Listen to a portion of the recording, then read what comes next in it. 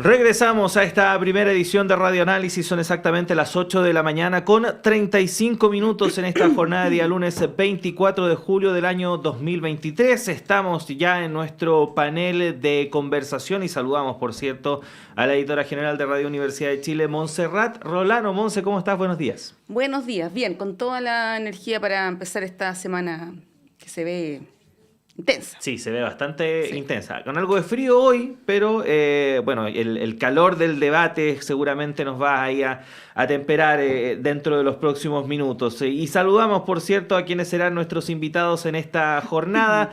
En primer lugar, a la psicóloga de la Pontificia Universidad Católica, minor en Sociología, expresidenta de Bópoli, actual secretaria general de la Facultad de Economía y Gobierno de la Universidad San Sebastián, Luz Poblete. ¿Cómo le va, Luz? Buenos días. Muy buenos días, Claudio, Monse, Sofía y a todos nuestros auditores y auditoras. Sí, por supuesto también a la poeta, escritora feminista, egresada de Derecho de nuestra casa de estudios, Sofía Brito. ¿Cómo estás, Sofía? Buenos días. Hola, buenos días. Muchas gracias por la invitación. Un gusto estar aquí, aunque haga harto frío, pero Sí, no, hace frío, estaremos bien. pero ahí hay formas es normal también en esta época, Nancy. También nos quejamos de lo obvio, pero bueno. Sí, no ha hecho tanto frío este invierno, ¿no? Sí, el En niño general, parece. El sí. niño es uno de los efectos del fenómeno del niño, que las temperaturas son un poco más altas también las mínimas, pero bueno, no Sí. vamos a hablar de meteorología, No, no aunque es es un tema eso fascinante también. lo que queremos hablar hoy. Sí, el tema del ministro Jackson, a propósito de este robo que se conoció la semana pasada. Los antecedentes apuntan a un robo común. Pese a las declaraciones iniciales que planteaban que había una suerte de confabulación de lado y lado, ¿no? Se plantearon varias teorías medias conspiranoides. Pero bueno, los antecedentes que hay hasta ahora son que sería un robo común, que hubo un intento también de robo en el Ministerio de Bienes Nacionales, que fue frustrado. Y lo decía ayer el subsecretario Monsalve, esto, si bien no es habitual, no es común, son cosas que ocurren y que pueden también pasar. Bueno, esto ha generado un montón de reacciones, de declaraciones bien destempladas algunas, ¿ah? Y ahí me quiero quedar particularmente en el caso de la UDI, que ha pedido, como le decíamos la semana pasada, no es primera vez que se solicita que el presidente remueva al ministro Jackson, pero bueno, pidió esto y en una declaración le imputa un par de delitos, lo acusa de ser directamente responsable de este delito. Y bueno, ya vamos a hablar del tema previsional porque tiene su complejidad, pero particularmente el tema del ministro Jackson y esta arremetida que hay en su contra, estas solicitudes de que renuncie, cosa que es más o menos evidente que el gobierno no va a tomar, ¿no? Que el presidente no va a sacar al ministro Jackson porque se lo pide la UDI o Renovación Nacional, por lo tanto, de alguna manera lo afirma más en el cargo. Y luego las imputaciones que se le hacen, que yo considero que es algo que no habría que dejar pasar. Cuando, bueno, ahí Sofía quizás podrá entregar algún elemento del punto de vista jurídico, ¿no? Pero cuando se dice que un ministro cometió delitos y con toda la publicidad del mundo, ¿no? Más allá que sea la UDI, puede ser cualquier otro partido, puede ser un parlamentario, yo creo que es gravísimo porque no se exhibe ningún tipo de prueba. Ayer el senador Macaya en una entrevista en televisión le preguntaban insistentemente por esto y él empezó a argumentar que el viaje a Concepción, que él era responsable por participar de un partido que había defraudado al Estado. Bueno, si fuera por eso, hay otros partidos, partiendo por el del mismo, que han sido protagonistas de varios casos de corrupción. Bueno, ahí quiero partir con ustedes, Sofía, primero, para ver este caso, particularmente del ministro Jackson y todo lo que rodea el tema de este robo. Creo que lo primero es preguntarse por qué hacemos tan claramente esta distinción entre delito común y entonces si no es delito común sería un delito político, ¿no?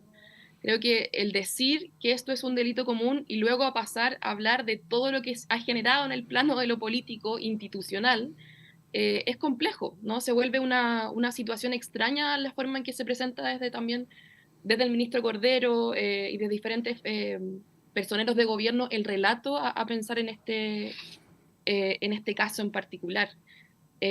porque se pide, claro, la salida de un ministro, ¿no? O sea, hay un ministro involucrado y no solo eso, se va perdiendo cada vez más de la discusión la situación de irregularidad de democracia viva, que en el fondo lo que hizo finalmente, ¿no? Es dineros, o sea, más allá de que haya delito o no haya delito, lo que se siente, ¿no? Que es que hay dineros que son de todos, que son de lo común, que tienen que entregarse a un programa de emergencia habitacional con respecto a los descampamentos, y esos dineros terminan en bolsillos de los políticos, ¿no? De la clase política. Entonces ahí se va perdiendo eso, se va perdiendo ese foco, y no es, por lo tanto no es posible distinguir realmente un delito común de un delito político, porque está todo está todo en este mismo plano, ¿no? Evidentemente ahí, claro, el gobierno, a mí, eso también me llama la atención, cómo piensa una posible querella, por ejemplo, con esta necesidad que tú decías, Montserrat, de la responsabilidad, como algo meramente jurídico, ¿no? Como no hay configuración de delito, entonces en realidad no podemos presentar la querella.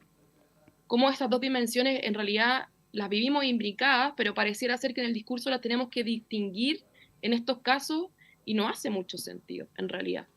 Porque hay decisiones que se están tomando desde el Ministerio de Desarrollo Social, desde el resto de los ministerios, desde el caso de Revolución Democrática, que no pueden distinguirse en esos dos planos.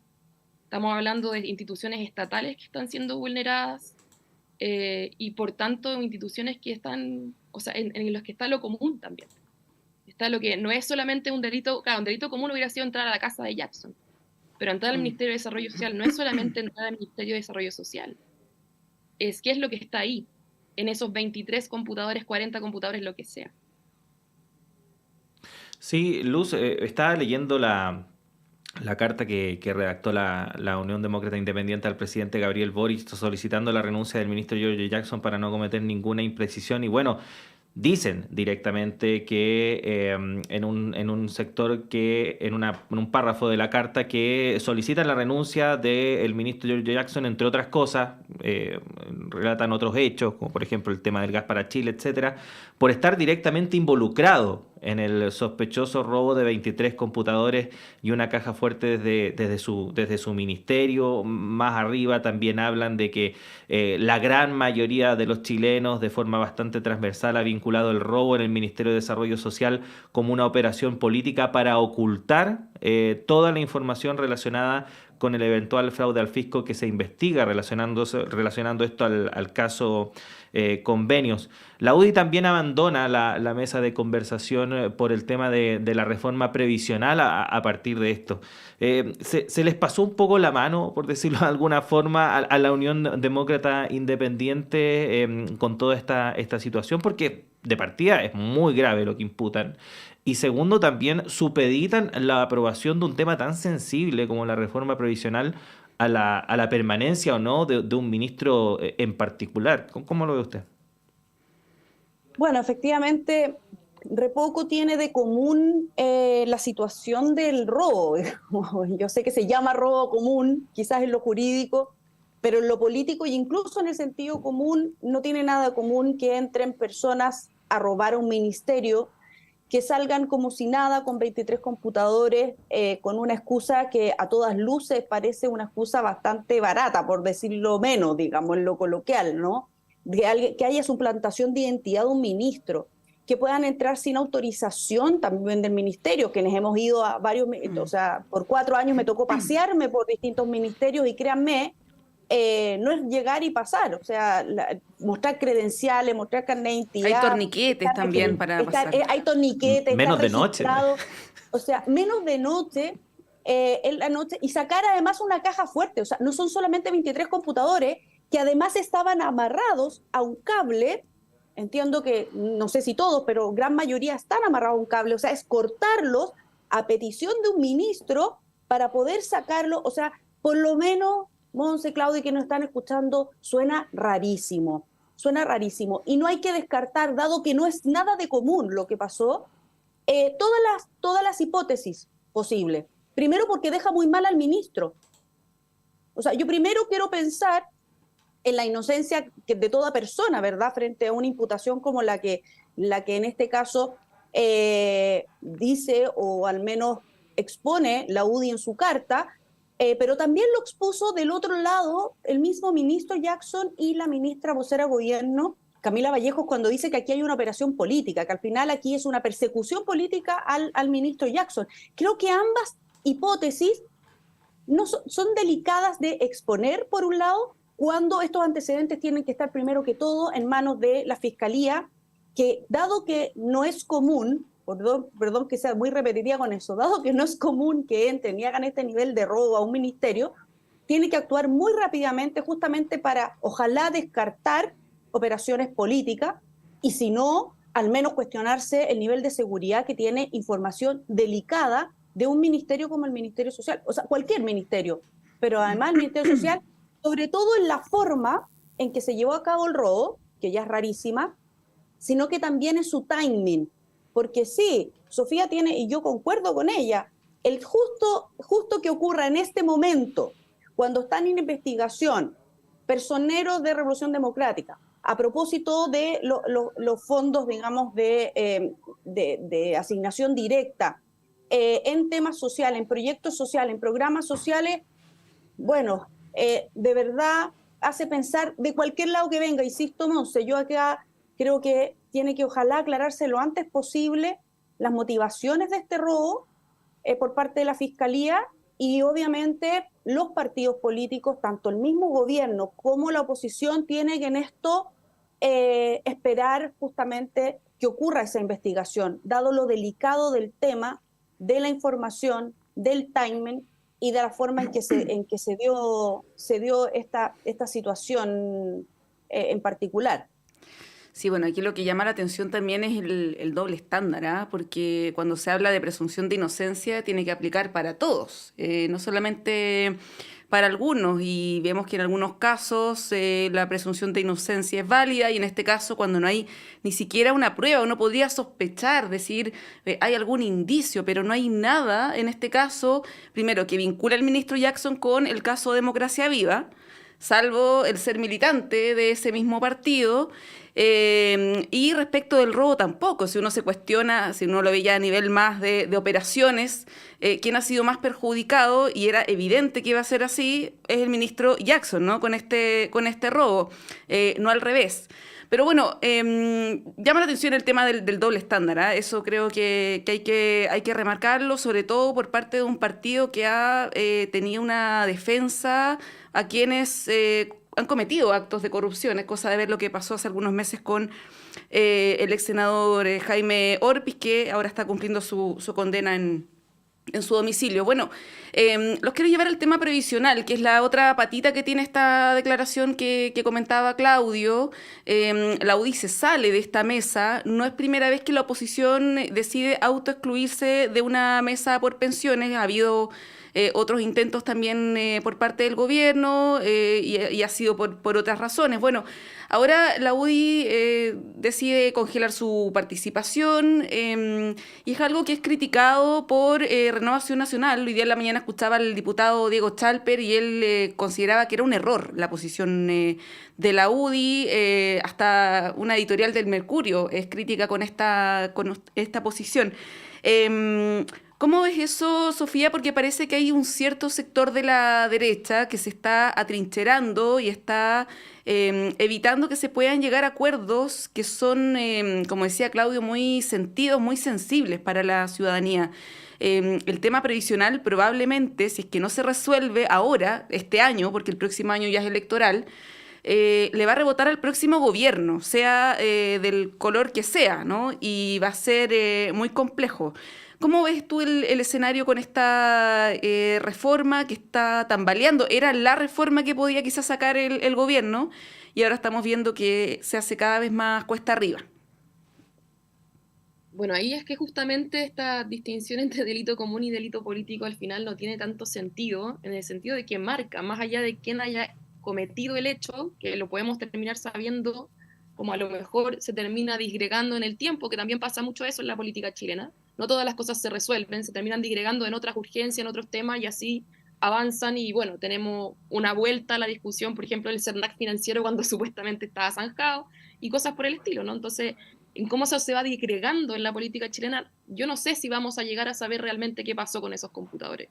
Lo digo sinceramente. Quizá va a ser una investigación periodística de unos años más, como lo que pasó con quien quemó en el metro, que es una investigación que ahora salió por la editorial LOM, y así, porque así funciona la política en Chile, lamentablemente, ¿no? Y ahí quienes se aprovechan del hecho político es la derecha, ¿no? A la derecha le conviene, entre comillas, este hecho político porque es muy burdo, ¿no? O sea, el robo es demasiado burdo como para hacer, o sea, para pensar en una operación. Eso es lo que hay que trabajar probablemente más adelante con una investigación más clara.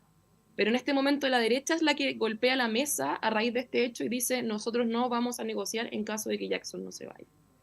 Y no vamos a negociar con las pensiones de los chilenos. O sea, con un debate que hace ya harto rato bien abierto, que fue también muy espinoso dentro de la convención.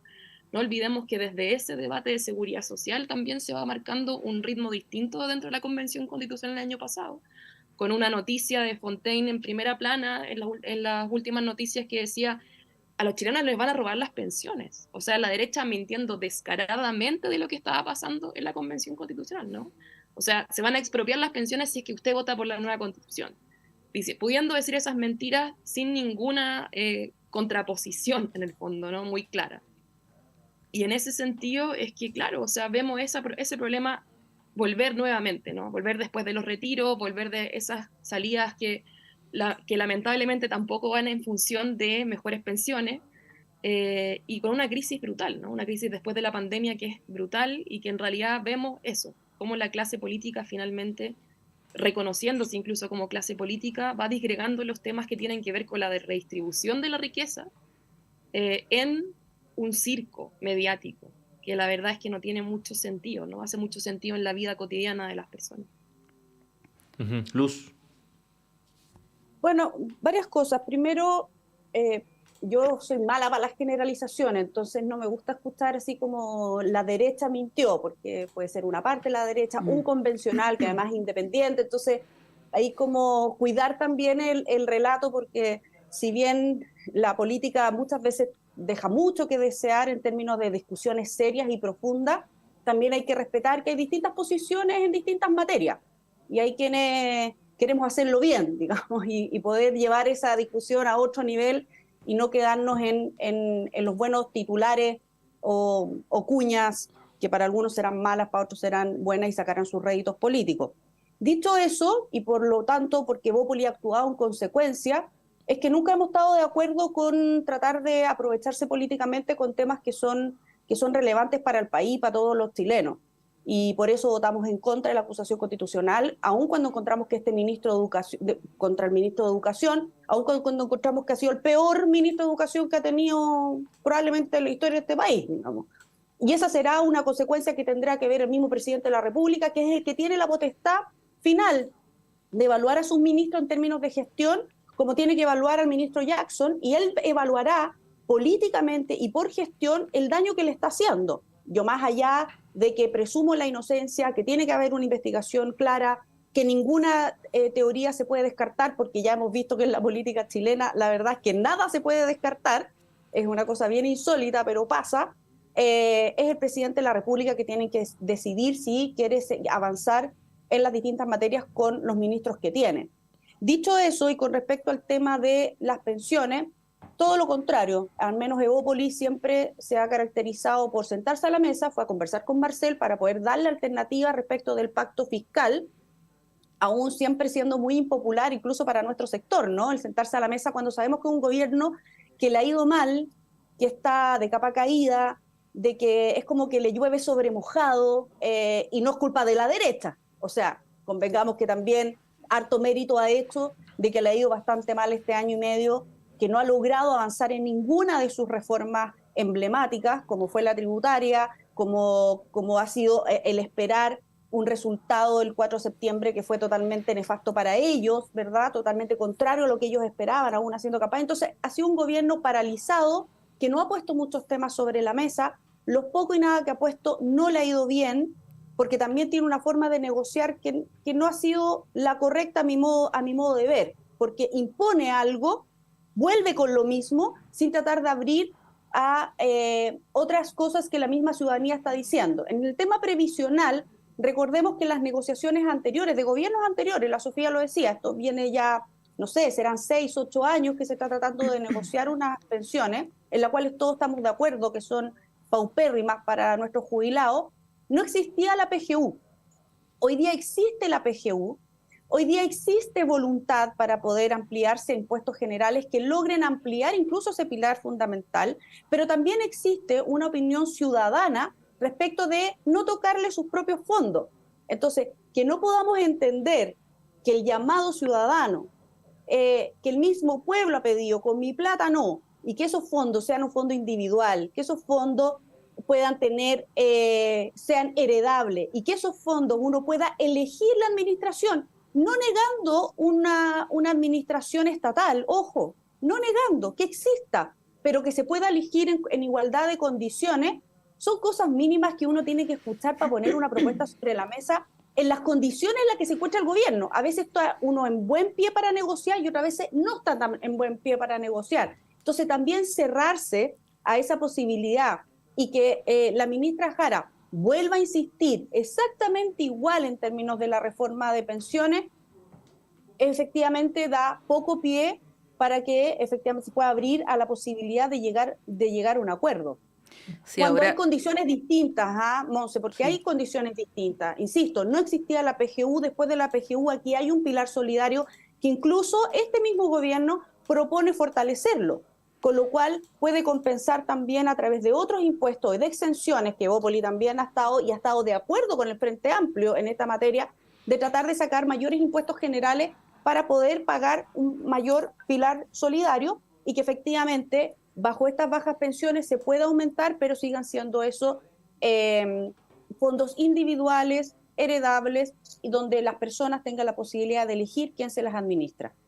Sí, lo que pasa es que, claro, desde el gobierno, si uno ve la propuesta original que presentó el año pasado, mediados, fines del año pasado, y la que está ahora es distinta. O sea, se descartaron las cuentas nocionales, por ejemplo, que era un componente bien esencial de la propuesta, y este guarismo del 6% a solidaridad ya va en un 4-2, y es probablemente que un 3-3 llegue a cierto consenso, así por lo menos lo ha manifestado la democracia cristiana. Ahora, el tema, Sofía, Luz, respecto de del sentido común, ¿no? De lo que la mayoría del pueblo quiere, por así decirlo, también es algo que uno podría matizar, porque efectivamente si uno le pregunta a un grupo grande de personas en Chile si está a favor de la pena de muerte en caso de delitos de alta connotación o de connotación sexual, probablemente digan que sí. Si uno le pregunta si es que están a favor de que bajen el número de parlamentarios, también probablemente digan que sí. Y son cuestiones, avances que como sociedad hemos tenido, ¿no? Pero que quizás no son tan populares. Ahora, el tema de que todo esto vaya, todos estos recursos vayan a las cuentas individuales, probablemente también tenga una valoración positiva, pero en términos de los efectos concretos de las pensiones, y esto ha sido discutido por distintos especialistas, lo hemos tenido acá en la radio, si ese 6% va en su totalidad a las cuentas individuales, el efecto en las pensiones va a ser más a largo plazo, ¿no? No va a ser ahora, no va a ser inmediato. Y de ahí la importancia de tener un componente de solidaridad que mejore las pensiones ahora. Eso por lo menos es lo que yo he escuchado de los distintos especialistas que han planteado. Guillermo Larraín, no estoy hablando solamente de gente más cercana al oficialismo. Entonces, está este dilema, ¿no? Del sentido común, por un lado, por llamarlo de alguna forma, y por otro, las decisiones que tiene que tomar el gobierno y el Estado para poder mejorar las pensiones, y es complicado después de los retiros previsionales donde la izquierda, incluso el movimiento No Más FP, se plegó a esta lógica de tratar de desestabilizar las AFP, porque esa era parte de la estrategia, y por otro lado esta idea de fortalecer este sentido común de que la plata es mía, ¿no? Entonces es un dilema del punto de vista político, simbólico, que es bien interesante. Lo dejo planteado porque nos tenemos que ir a una pausa, son las 9 en punto, y a la vuelta retomamos con este debate.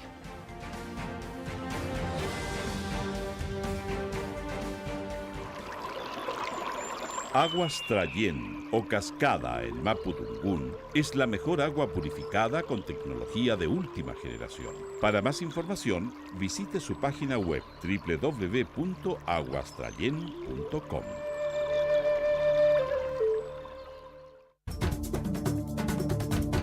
Hola, soy María Olga Mate y te quiero invitar a escuchar todos los lunes a las 5 de la tarde El Gran Teatro del Mundo, un escenario para conversar sobre nuestro rol en la sociedad, aquí en Radio Universidad de Chile, el 102.5 FM. Síguenos en nuestras redes, te esperamos.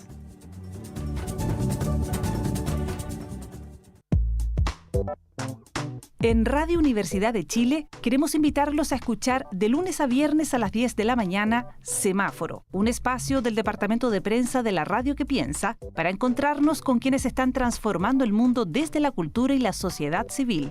Conversaciones sobre nuestra ciudadanía y sus expresiones y desafíos de lunes a viernes a las 10 de la mañana en Semáforo de Radio Universidad de Chile. Conduce la periodista Antonella Esteves.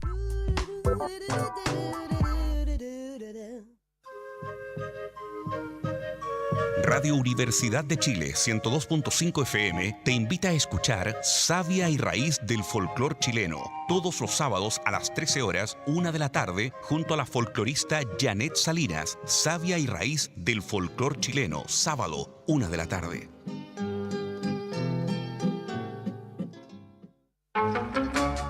Radio Universidad de Chile le invita los lunes a las 21 horas a buscar en conjunto El Bello Sino. Una conversación musical para encontrar las buenas señales, para volver a creer en un país digno, para buscar un mejor destino, para buscar un bello sino. Un programa creado y conducido por Argos Geria. Bello Sino, lunes a las 21 horas en la radio que piensa.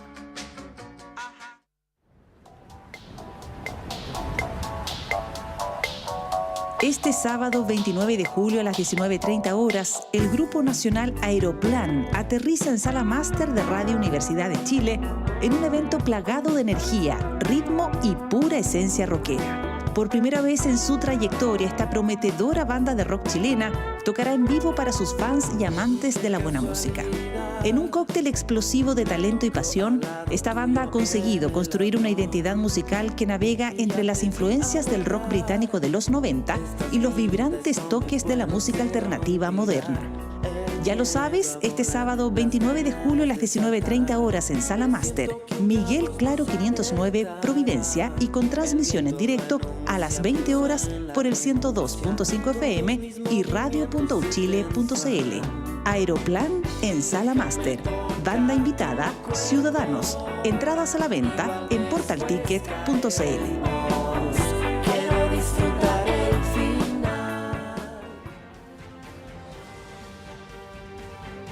El Departamento de Prensa de Radio Universidad de Chile trabaja para mantenerlo informado. Radio Análisis, una transmisión conjunta de las radios que piensan.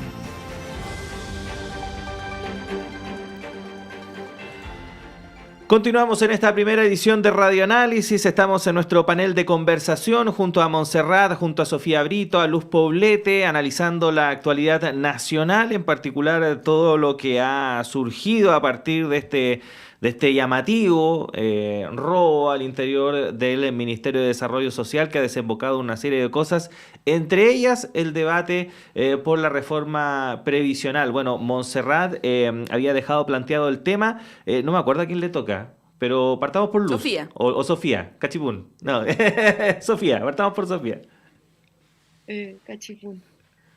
Bueno, sí, bueno, son varias cosas, ¿no? Yo creo que la primera que quisiera tomar de lo que dejaba Montserrat planteado es con respecto a eso, cómo interpretamos también la derrota del 4 de septiembre automáticamente, como en realidad la gente quiere la propuesta de Con mi plata no. Y esa interpretación no puede ser automática, o sea, la gente votó rechazo por múltiples razones, no es una sola razón.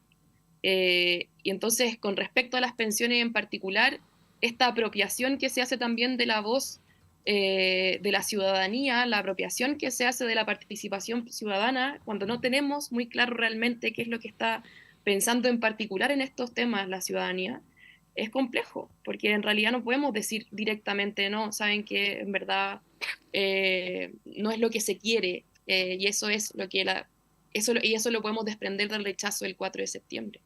Estamos en un nuevo proceso constituyente con las ideas, y ahí sí son primariamente, o sea, principalmente de la derecha, o sea, digo también, Luz, porque estás en un sector político, ¿no? Y eso también hay que reconocerlo también en su plano de los pactos y cómo esos pactos van generando diferencias obviamente al interior, pero una voz primaria, ¿no? Una voz que va llevando la discusión, y hoy día, claro, la UDI se cree con la capacidad de frenar la discusión de pensiones, y ahí probablemente hace una discusión al interior de ustedes de si eso se lleva adelante o no, o sea, si es que prima la tesis de vincular Jackson, Ministerio de Desarrollo Social, pensiones. O sea, porque la verdad es que la secuencia lógica es bastante extraña. Entonces, por eso digo que también se ve en ese sentido, con ese tipo de declaraciones, no se puede negar que lo que se ve por parte de quien está prendiendo la tele o leyendo el diario, es que dicen, aquí la derecha está sacando rédito de la situación. Entonces creo que ahí va a depender de una disputa entre ustedes si es que la reforma de pensiones luego logra dar realmente una vuelta. A mí me parece que justamente con esta disgregación de los temas que se hacen en un problema que tiene que ver con legitimidad, porque también cuando decimos, bueno, en realidad esto es solamente hecho de un solo diputado, de un solo senador, de un solo sector, estamos perdiendo también de vista que en el fondo la política en Chile, claro, se ha convertido en una clase, ¿no? Y se han reconocido como clase política en el sentido de categoría, o sea, de personas que pareciera ser, o tienen un trabajo muy distinto al trabajo que tiene el resto de todas las personas, ¿no? Y tenemos el resto de todas las personas. Entonces, en ese sentido, vemos, claro, por ejemplo, que uno de esos elementos es la posibilidad de enriquecerse más fácilmente a costas del Estado. Otra posibilidad es poder justamente frenar debates que incumben a todos y todas, ¿no? Porque efectivamente, o sea, al final lo que se ve, más allá de la PGU, es que todavía las pensiones no alcanzan para una vida digna. Todavía las pensiones no están en un estándar en que uno puede decir, yo puedo llegar a viejo y vieja tranquila. Y eso no va a significar una serie de problemáticas como incluso que está aumentando el suicidio en la edad de las personas mayores. O sea, el aumento de la tasa de suicidio de las personas mayores por sentirse en el completo abandono es impresionante. O sea, de hecho vengo del fin de semana de estar en un encuentro de la Federación Nacional de Pobladores de la Zonal Biobío, que fue un espacio muy lindo de una escuela que se hizo para pensar justamente en el momento constituyente que estamos, que seguimos en esa discusión. Y conversábamos harto de eso con algunos compañeros, ¿no? Cómo hoy día profesoras, por ejemplo, que entregaron toda su vida a la educación, llegan a la jubilación, muchas de ellas tienen la deuda histórica más encima, y ya deciden acabar con su vida cuando llegan a ese momento, porque ya no tienen nada, ¿no? O sea, no hay capacidad de sobrevivir, en el fondo. Entonces, mientras no tengamos pensiones que lleguen a ese estándar, debiéramos estar discutiendo solo de eso, ¿no? O sea, o principalmente de eso. Así como lo que pasa en vivienda, como lo que pasa en salud, como lo que pasa en educación. Sin embargo, lo que se ve del debate político, lo que está en la palestra, son otras discusiones, ¿no? Que tienen que ver con la legitimidad, que tienen que ver con los estándares éticos y jurídicos de la política. Entonces, ¿cómo resolvemos ese problema, ¿no? Y ahí yo creo que es una discusión importante. O sea, ¿nos ayuda, por ejemplo, este proceso constituyente nuevo a resolver ese problema o no? Pensando en que el en contra ya está llegando el 57%. Sí, es bien interesante eso, porque cada semana se va aumentando la brecha entre el en contra y el a favor. Solamente decirlo muy cortito a propósito de la no generalización. Acá el viernes tuvimos al senador Francisco Chaguán, que él se manifestaba optimista sobre la posibilidad de llegar a un acuerdo. Esto fue antes de que la UDI se saliera de esta mesa. Y él planteaba incluso algo que yo no sé si tendrá tanta acogida en su propio partido. Planteaba esta posibilidad de dividir el 6% en un 4-2, un 4 para capitalización y un 2 para solidaridad, que bueno, también tiene que ver con la propuesta que hizo Renovación Nacional, pero él decía que había que llegar a un acuerdo y tenía una posición muy favorable a eso. Por lo tanto, claro, no todos los partidos están en esa postura más dura, ¿no? Como es la UDI, que ayer lo decía el senador Macaya, el 6% entero a capitalización individual.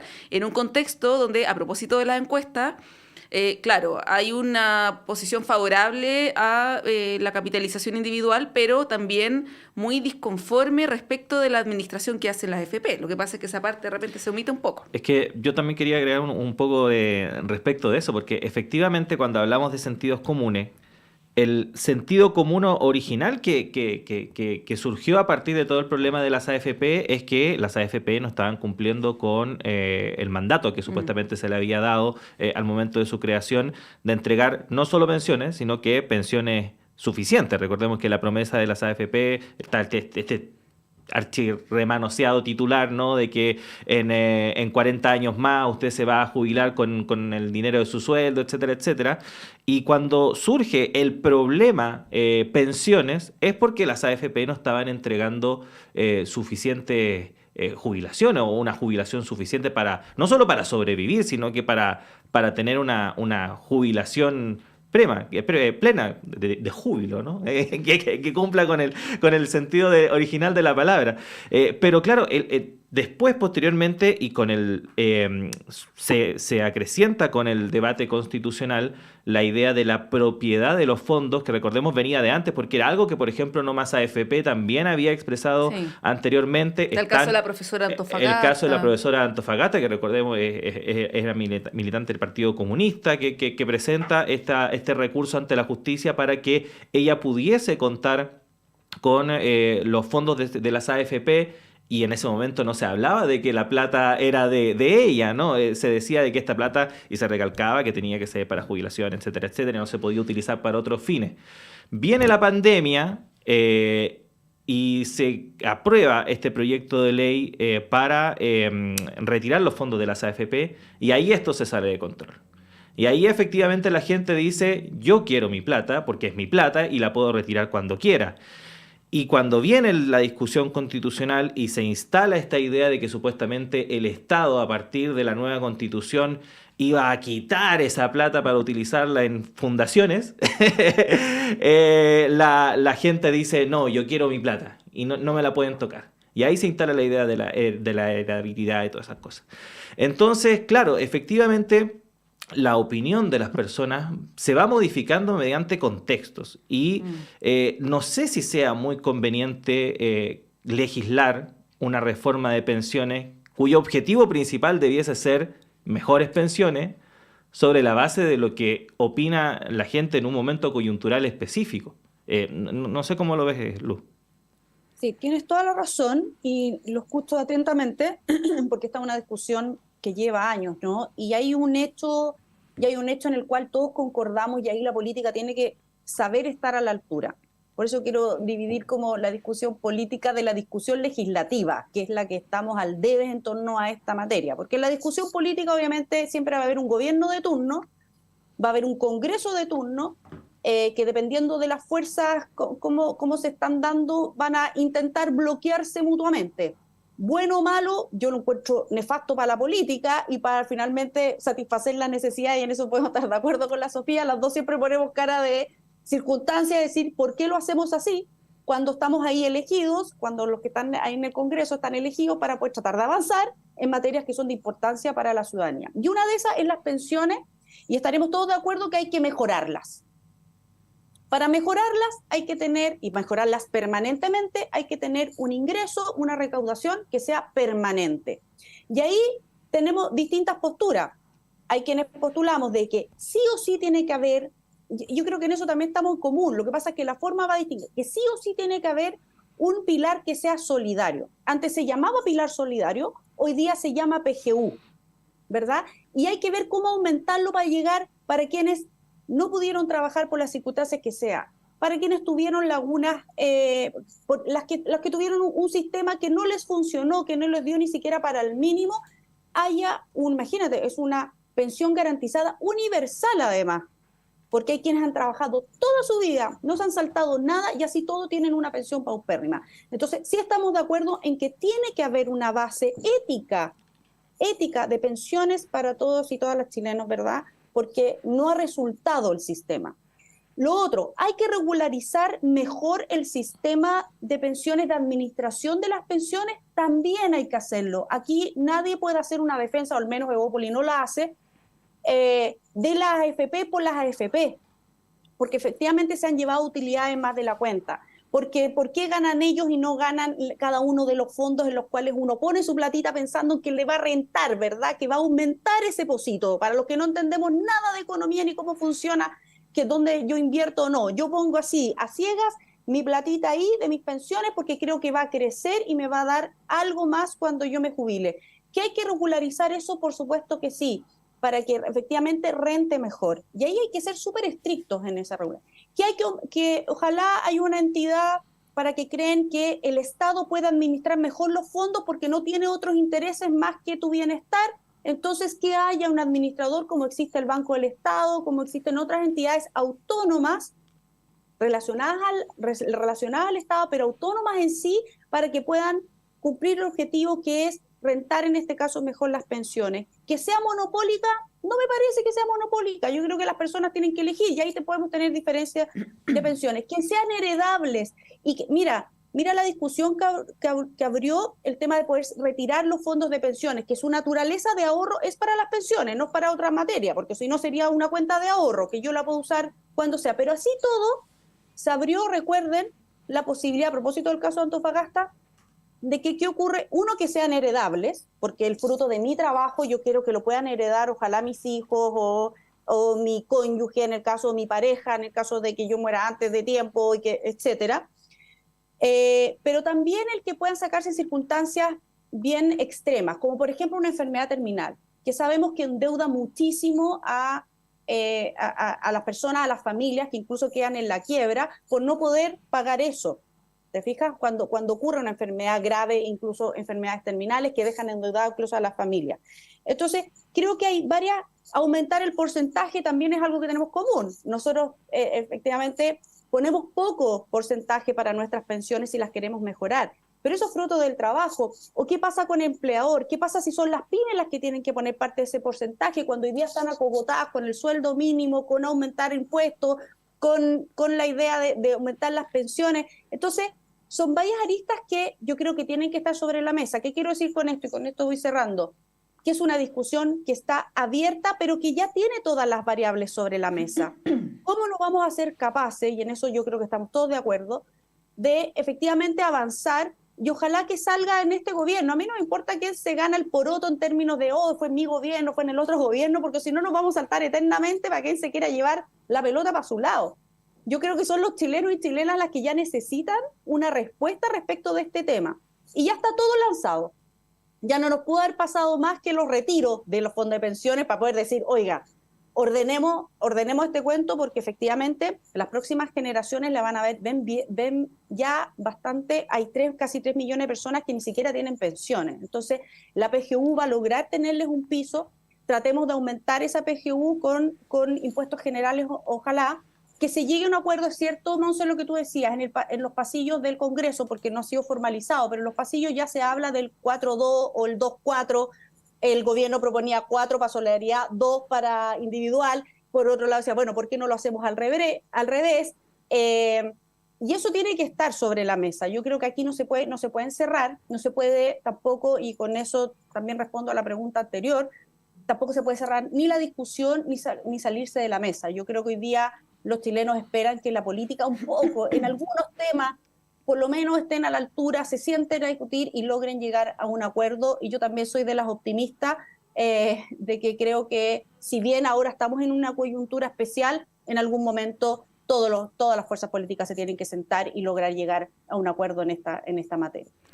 Sí, bueno, vamos a ver cómo decanta este debate, particularmente el día de hoy, cómo va a reaccionar el resto de los partidos de Chile Vamos frente a esta arremetida de de la UDI con esta declaración y esta determinación de salirse de esta mesa técnica. Los quiero llevar estos últimos minutos que nos quedan a España, a propósito también de los que hemos estado conversando. Hace un ratito Claudio entrevistaba a Gilberto Aranda y la última parte de la entrevista, tú le preguntabas como las lecciones que se pueden sacar también para nuestro país. Él señalaba que lo que ha dado cuenta de esta elección es que los ciudadanos y ciudadanas españoles castigaron de alguna manera a los sectores más intransigentes, ¿no?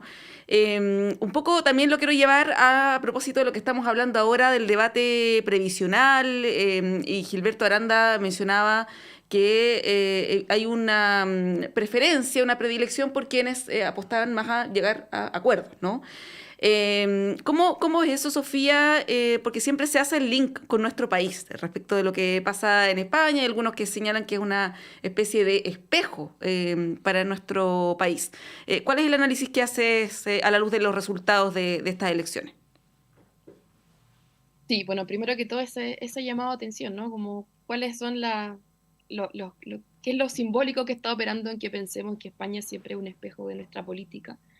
Y cómo hoy las alianzas de las derechas, no solamente en España y Chile, sino que a nivel internacional están en un momento de, por un lado, avanzada, y hay una sensación de, bueno, en ciertos momentos hay que poner un freno a esa alianza que en el fondo no es solamente la derecha tradicional, sino que estas nuevas ultraderechas que están en una posición también mucho más crítica con, por ejemplo, con lo que vemos acá en Chile, lo mismo en ese sentido que vemos con Vox, en esa línea, ¿no? Como si hacemos ese espejo de fuerzas políticas nuevas, en el fondo, ¿no? O sea, son fuerzas políticas novedosas que traen ideas muy, muy conservadoras y regresivas, pero que se plantean como una novedad para mucha parte de la ciudadanía.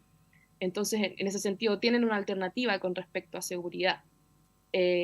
A mí lo que me preocupa justamente del debate español como del chileno, en ese sentido, como haciendo como la analogía, es que pareciera ser que igual hay una tendencia a gobernar igual con ideas de derecha en esa materia, sobre todo, ¿no? En materia de seguridad. O sea que en realidad el aprendizaje que tienen que sacar las fuerzas progresistas es cuál alternativa de futuro, cuál alternativa de porvenir se está ofreciendo en los programas de gobierno, cuando simplemente lo que se dice ante una situación crítica en materia de violencia como lo que tenemos actualmente, la alternativa es la misma alternativa que la derecha, ¿no? La alternativa es, bueno, otras cosas con guitarra, por tanto tenemos que mantener la militarización, tenemos que mantener una frontera nacional unitaria en base a lo que pasa con respecto a los migrantes.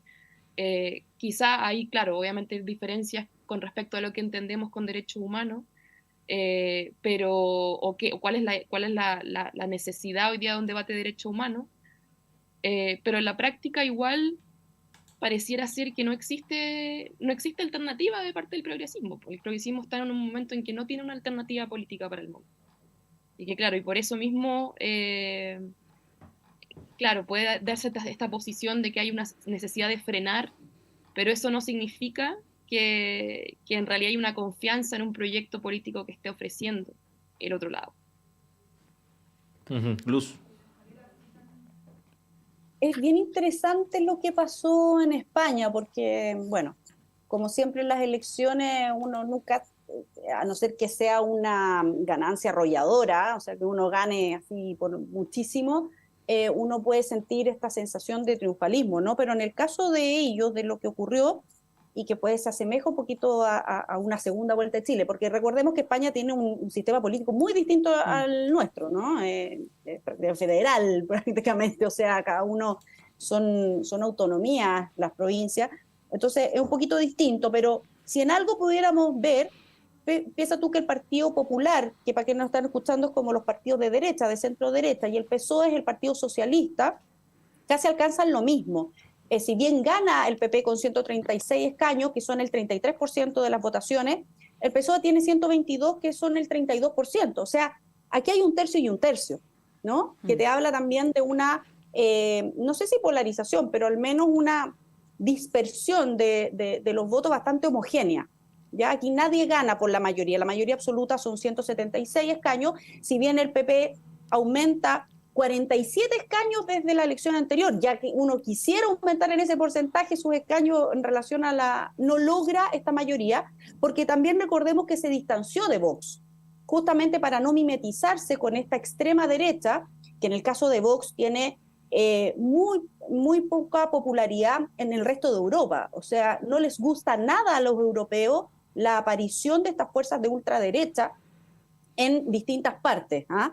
Que además baja en 19 escaños. O sea, eso quiere decir que España también en ese furor, que son siempre momentáneos, ¿no? Producto del desorden, del caos, de la sensación de inseguridad, de inestabilidad. Recordemos los movimientos independentistas que fueron bastante violentos también dentro de España, que probablemente generaron esta como sensación de seguridad y de afirmarse de un partido como en el relato, ¿no? De una ultraderecha como la que es Vox, pero que ya en esta pasada disminuye 19 escaños, quedándose solo como 33, que ni siquiera, aunque saliera al PP, no alcanzaría la mayoría, si uno pensara en que esa asociación, en teoría, sería natural.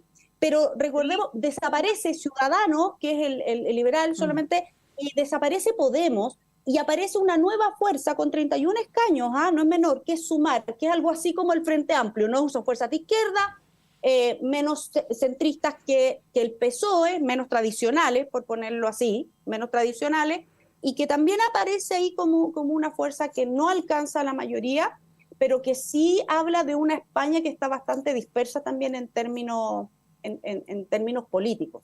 Pero Sofía. ahí cuando Quería agregar. o sea, como dar cuenta de esa pregunta, ¿no? Cuando se cimientan igual esas políticas de seguridad en la línea de Vox, pero sin Vox, porque claro, es perdedor en sentido, claro, en sentido de los escaños, y obviamente que hay un momento de freno, ¿no? Pero ¿hasta cuándo dura ese freno cuando se cimientan estas políticas de seguridad?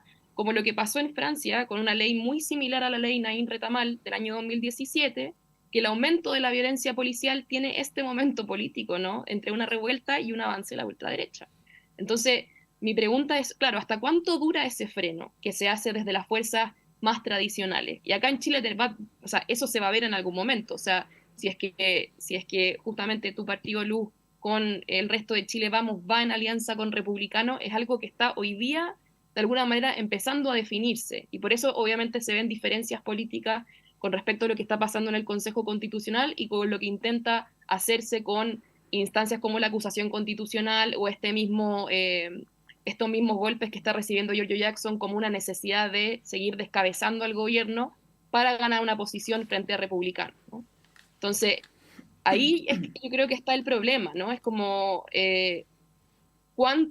hasta qué punto o hasta qué ciclo político la derecha tradicional en ese sentido va a dejar de estar unida con las ultraderechas y cuánto tiene de alternativa que ofrecer el progresismo frente a eso, ¿no? Para que eso no ocurra, para que no se llegue a ese momento de fascismo, por ejemplo, ¿no? Que muchas de ellas son fuerzas fascistas, mientras se cimienta ese ideal de seguridad y no hay una alternativa de vida, ¿no? Por eso, bueno, yo creo que es súper importante, y con esto termino, ver lo que está pasando en países como Colombia, que vienen de vuelta de esos momentos de mucha violencia política, y que hoy día están pensando, por ejemplo, el último discurso de Petro, o sea, de cómo poner la vida en el centro, ¿no? El vivir sabroso, que le dicen en Colombia.